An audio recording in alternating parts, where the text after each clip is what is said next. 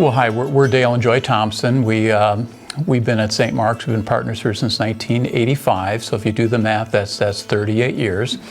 And we serve on care team and also missions. What I do is call people that maybe lost a spouse and check on them. And one of my lifelong friends, he told me, you need to do this. That's the church being the church. And he had lost his immediate family, his mom, his dad, and his brother, so he knew about grieving. And this year too, we lost both of our moms this year, and it has new meaning. I do feel like that's the church being the church. I think that maybe my past career as an insurance agent, I was kind of used to dealing with people that had crisis or bad situations, that maybe they had their basement was flooded or they'd been in a car accident. So I was kind of used to talking with people that maybe had some dire straits. And so I thought maybe that was an area that I could be gifted in. And I'm glad I did it. And so I've been doing it in care team maybe about 2 years now. There's a couple men in our church that one's in a long-term care facility that I try to visit him at least once a month. And then now we felt called to go on a mission trip. We never thought we would get to go overseas on a mission trip and encourage other believers. But we went to Panama last year, and God is calling us back again this year to Panama. It's just something we really didn't really debate it very much. It just seemed like God was calling us to do that. It was the Holy Spirit knocking at our noggins maybe. And so we almost immediately decided that's something we wanted to do.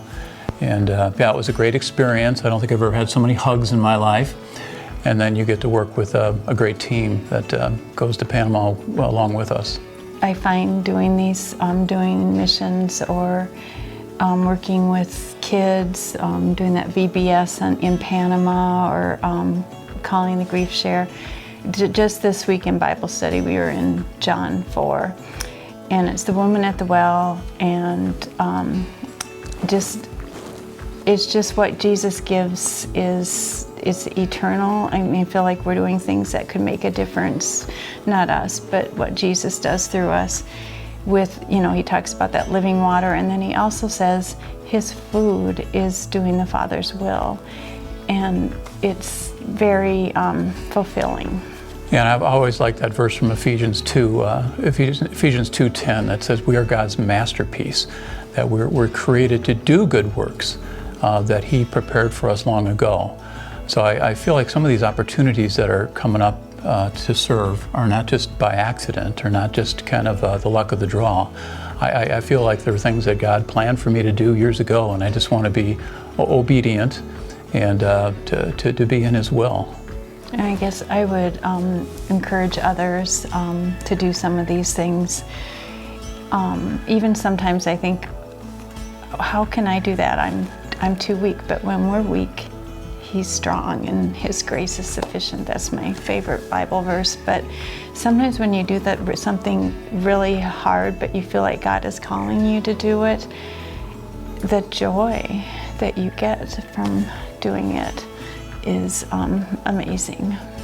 I guess how I would encourage them is first of all, I would tell them to pray about it. I think we need to make sure that it's that we're in God's will. So just kind of pray about it and see if you're feeling sensing His leading you that way.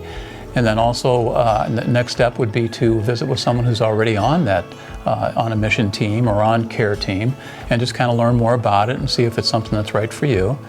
And then if you're kind of receiving those green lights, that it's time to take that step of faith. And it's okay to kind of feel uncomfortable sometimes, or maybe have a little butterflies in your gut. That's to be expected. But once you take that step, you start, it feels good to help other people. And looking back, I think a couple years in the future, you look back and you say that was the right decision, and you're glad that you did do it.